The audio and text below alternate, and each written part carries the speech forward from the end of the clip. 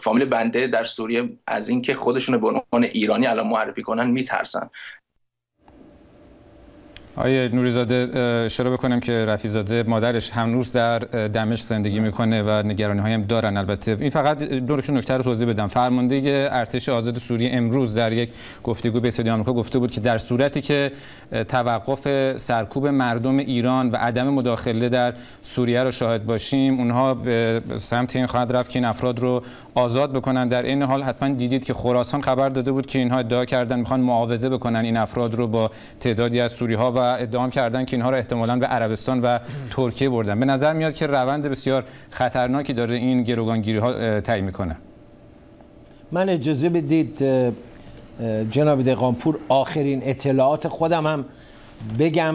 چیزی که دیروز من قبل از اینکه بیام به آمریکا در لندن در ملاقاتی که داشتم با چند تا از شخصیت‌ها در دفتر خودم از جمله آقای وحید صقر و همینطور گفتگویی که داشتم با آقای دکتر قلیون و آقای جعاره نسبت به این موضوع صحبت کردم و نکته جالب این است که آقای محمود عباس ابو مازن رئیس دولت فلسطین بعد از گفتگویی هم که من با ایشون کردم، ایشون آستین بالا زد برای اینکه به نوعی این گروگان‌ها آزاد بشن و امیدوارم بشه زمینه‌ای فراهم کرد که حداقل بعضی از اینا که اونطور آلوده دامان نیستن با آغوش خانوادهشون بازگردن. این یک تلاش خصوصی است در کنار شاید تلاش‌های دیگر که اینا آزاد بشن. اما من اضافه میکنم به حرفای آقای رفیع‌زاده، به طور قطع فرمانده سپاه تبریز جزو اینا هست، رئیس حراست اطلاعات سپاه تبریز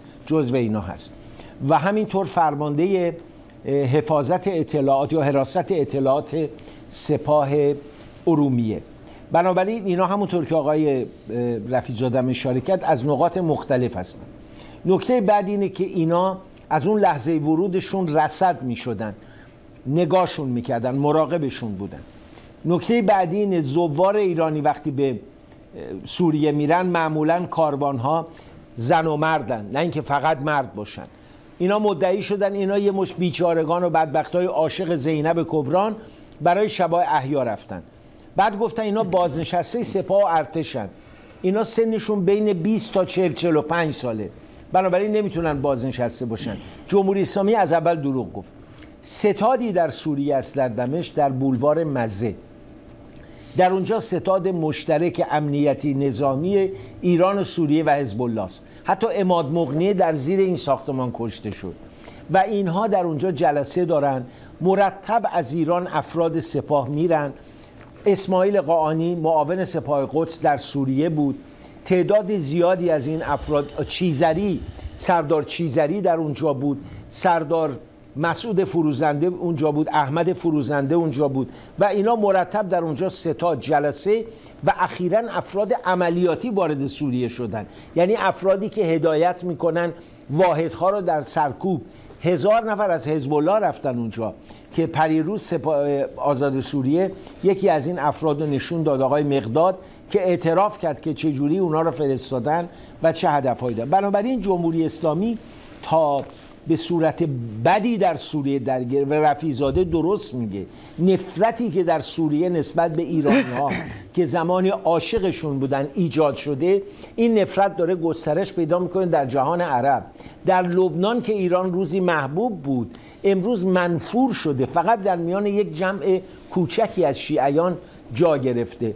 به نظر من سیاست جمهوری اسلامی در سوریه بسیار لطمه زد به سوریه. آخرین کلامم بگم، خوشبختانه مجتبی واحدی اشاره کرد، ریاست غیر متعهدات سالانه بود، از مصر اومد به دولت ایران و نکته بعدی هم این که بنده قربون هیچ مخالف کشورهای کوچک و بزرگ نیستم، میگویم معنای غیر متعهدها دیگر در این وضع امروز جهان معنای چندان صحیح نیست. یه زمانی جهان دو قطبی بود و اتحاد شوروی کشورهای غیر متعهد رو حمایت میکرد، غیر متعهد، ولی امروز دیگه جهان چنین نیست. عربستان سعودی جزء غیر متعهداست، با نزدیکترین روابط کوبا هم جزو اوناست و بنابراین اصلا معنایی نداره. حالا اومدیم یک اجلاسی هم بود و تعدادی که اصلا بنده توهین به کشورها نمی کنم، بورکینافاسو و بنین همونقدر اهمیت دارن که لابد زیمبابوه و کوبا و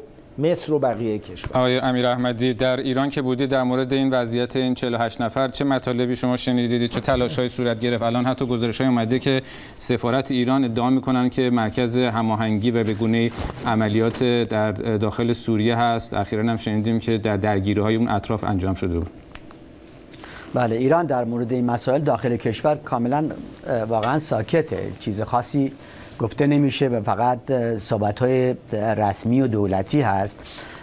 ببینید، واقعیت اینه که نیروی قدس یا سپاه قدس از سالها در منطقه و در سوریه فعال بوده و هنوزم هست و این چیز جدیدی نیست. و اینکه نیروهای قدس در سوریه و اون دورور پیدا بشن یا دستگیر بشن امکانش هست، بوده و این معناش این نیست که اینا بعد از این جریان به اصطلاح دعوا درون سوریه اینا رفتن اونجا. اینا اونجا بودن، همیشه سالهاست اونجا هستن. این رابطه سوریه با ایران و کشور و نیروهای به اصطلاح انقلابی تو منطقه از حماس و حزب الله گرفته تا بقیه یک جریان خیلی مثلا عمیق و طولانی، مثلا حداقل 30 سال سابقه داره، 25 سال سابقه داره، حداقل از 1992 به اینور این جریان سابقه داره. و بنابراین میخوام بگم که این افراد دستگیر شدن برای من هیچ سورپرایزی نبود. خیلی طبیعی بود که وقتی این دعوا توی سوریه اتفاق بیفته این نیروها دستگیر بشن. چیزی برای من سورپرایزینگ بود اینی که دولت جمهوری اسلامی چرا توجه به این جریان نداشت و در واقع از نیروهای خودش حفاظت کامل نکرد و اینا رو در صحنه به اصطلاح به همون شکلی که در گذشته بود نگه داشت. باید حرکت‌های دیگه‌ای می‌کرد به نظر من. به هر حال اون یک آیا بحث بر سر این هست که آقای امیر احمدی شاید ایران هم واقعا هنوز اون واقعیت داخل سوریه رو نتونسته بپذیره، اون چیزی که نخست وزیر سابق ادعا میکنه که تنها 30% کشور دست بشار اسد است؟ من اعتقادم اینه، من فکرم این بود در ایران داشتم این شد که ایران یا دولت ایران اعتقاد داره که بشار اسد تا آینده نزدیکی میتونه مقاومت کنه، ولی در تحلیل نهایی به هر حال بشار اسد رفتنیه،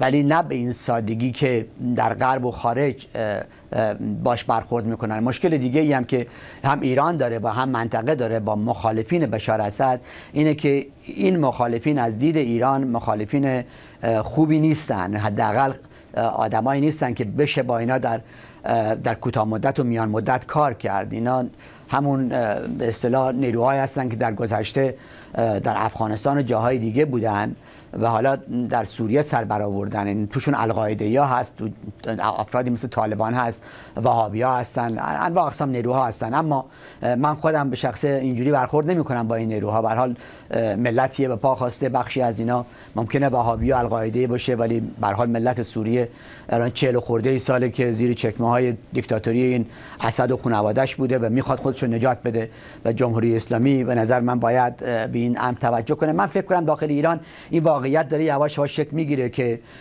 این نیروهای مثل اسد و صدام حسین و لیبی و قذافی و اینا عمرشون سر اومده و باید یواش یواش جمع بشن و برن دنبال کارشون و حتما هم این اتفاق خواهد افتاد. آقای امیر احمدی، باز میخوام صحبتتون قطع میکنم، وقت خیلی اندکی داریم. چقدر فکر میکنید که اگر این مسیر به سرعت اتفاق به شکل بگیره و اسد سقوط بکنه، چقدر احتمال این بحثی که الان بسیاری از اسرائیلی ها صحبت میکنن حمله اسرائیل رو به ایران تقویت میکنه؟ والا در ایران خیلی من میگفتن که حداقل در خارج، در غرب، بحث اینه که بعد از سوریه نوبت ایرانه. من اعتقاد دارم داخل ایران هم این حرف هست و این اعتقاد وجود داره و دولت ایران هم خودش رو برای اون احتمال آماده کرده. اما معناش این نیست که واقعا بعد از سوریه بلافاصله این جریان تو ایران شکل بگیره. ایران اصلا کلاً وضعیتش فرق میکنه.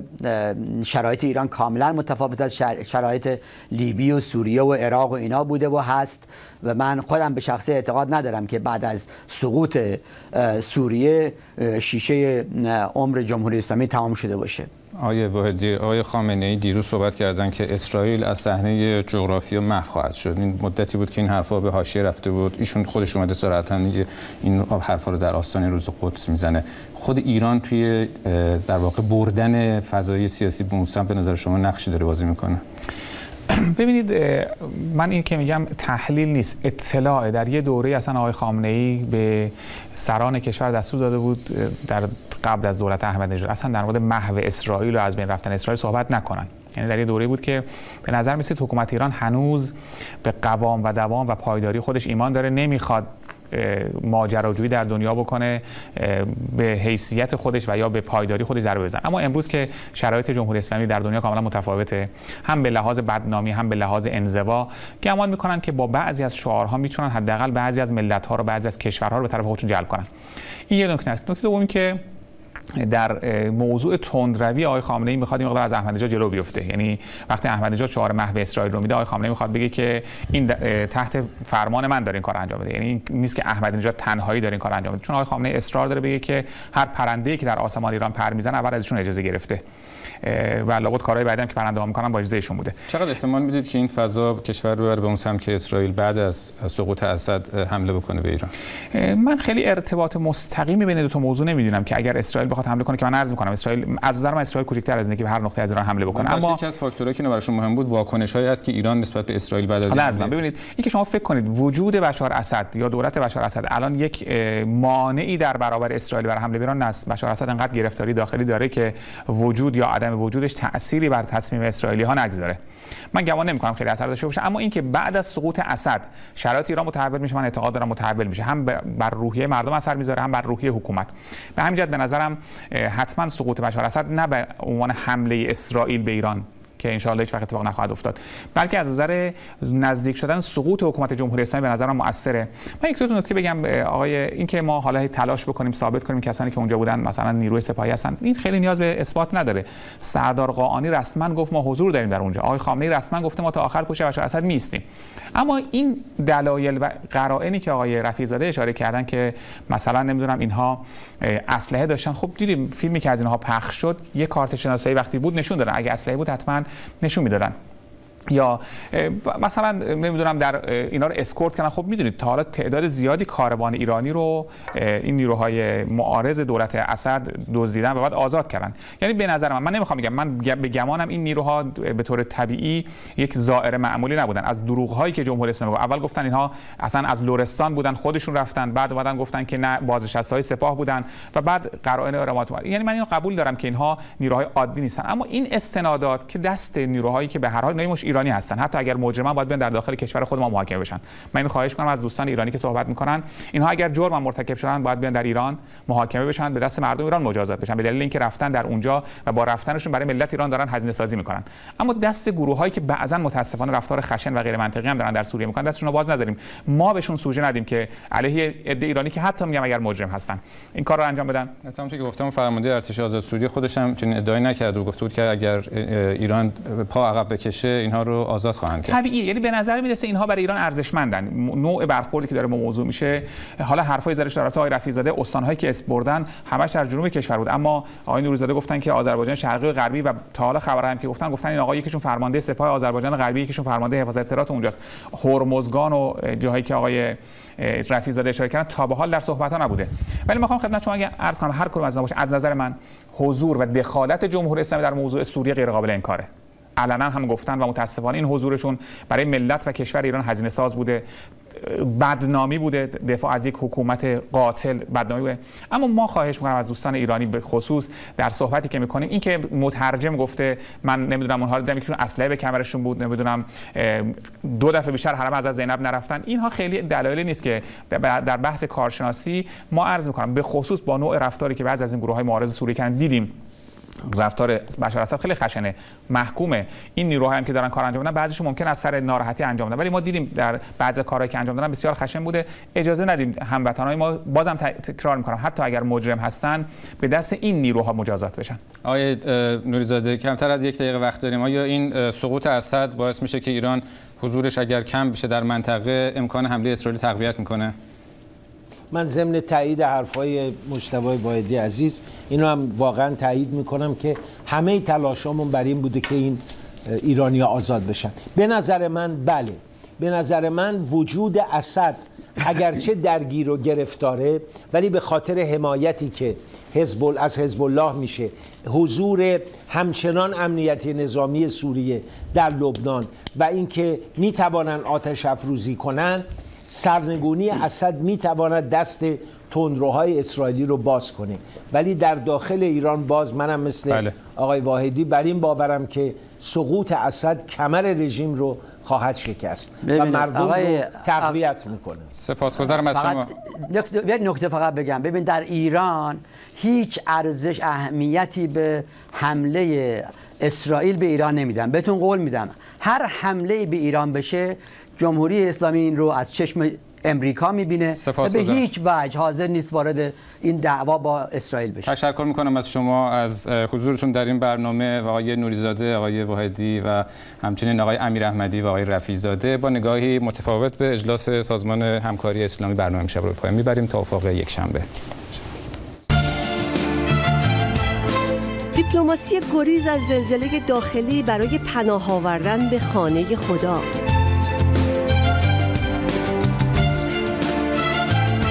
هرچند نتوانی از رو عربی بخوانی کلام خدا.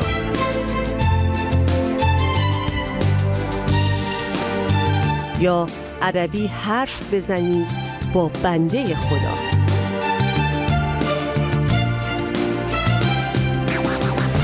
معلوم هم نیست کجایی در میان این بندگان خدا.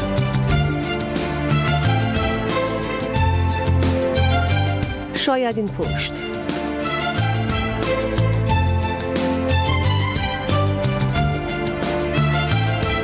یا اینجا دست به سر.